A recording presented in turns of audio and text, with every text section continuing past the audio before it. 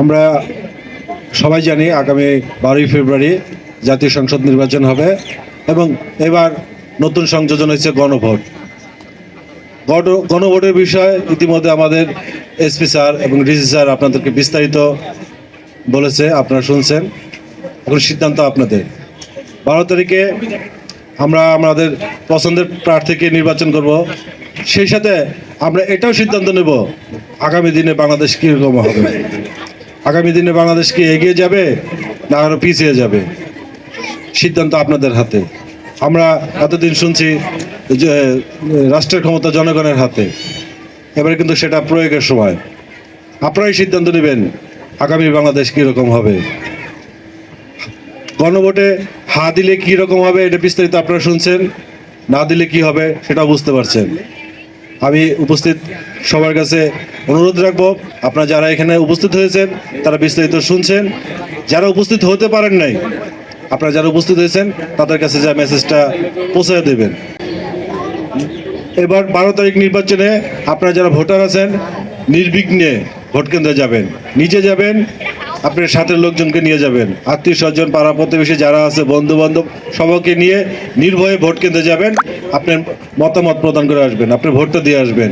আমরা নির্বাচন পূর্ববর্তী সময়ে যাতে শান্তি শৃঙ্খলা রক্ষা থাকে, বজায় থাকে, সেই বিষয়ে কাজ করতেছি।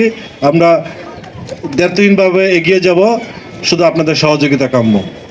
গণভোট সংক্রান্ত আজকে যে সচেতনতা সভা, আমরা গণভোটে কি কি বিষয়ে ভোট দিতে যাচ্ছি এই বিষয়গুলো আপনাদের প্রত্যেকের মাথায় গেঁথেছে কিনা এটা একটু রিভাইজ করা দরকার।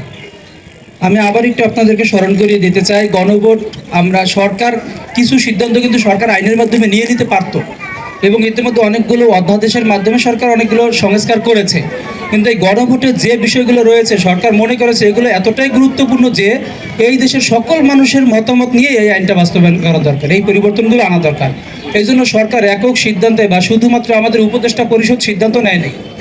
এই বিষয়গুলো এতটাই গুরুত্ব যে এই দেশের 17 কোটি বলি বা 16 কোটি বলি যতক্ষণ জনগণ যতগুলো ভোটার আছে তারা সবাই ভোট দিয়ে সিলেক্টেড করুক, আমরা এই পরিবর্তন চাই কি চাই না আপনাদের হাতে। কিন্তু এই জন্য সরকার বলে দিয়েছে যে দেশের চাবি আপনার হাতে, ঠিক আছে?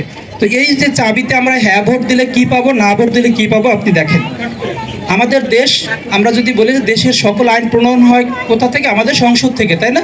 তো আমাদের সংসদে এখন একটা এক কক্ষ বিশিষ্ট সংসদ রয়েছে, অর্থাৎ 300 এমপি রয়েছেন। আমাদের এই পরিবর্তন যদি আমরা হ্যাঁ ভোট দেই তাহলে আরও 100 প্রাপ্ত ভোটের সাপেক্ষে আরও 100টা সিট বাড়ানো হবে, যেটাকে বলবো উচ্চকক্ষ।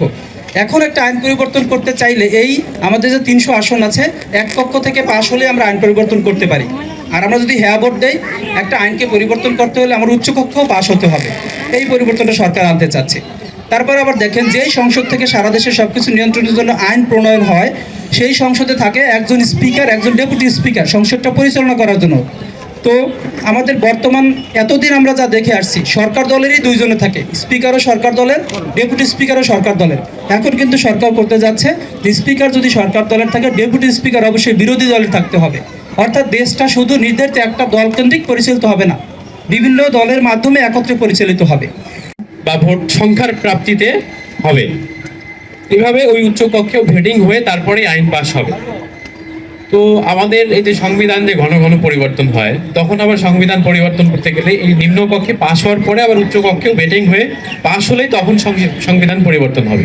এরকম অনেক বেশ জটিল কিছু বিষয় বা রাষ্ট্র পরিচালনার দিক নির্দেশনা বা পরবর্তী বাংলাদেশ কেমন হবে, পরিবর্তিত হয়ে কেমন হতে পারে, এর রূপরেখা আপনার মতামত নিয়েই সরকার করতে চাচ্ছে।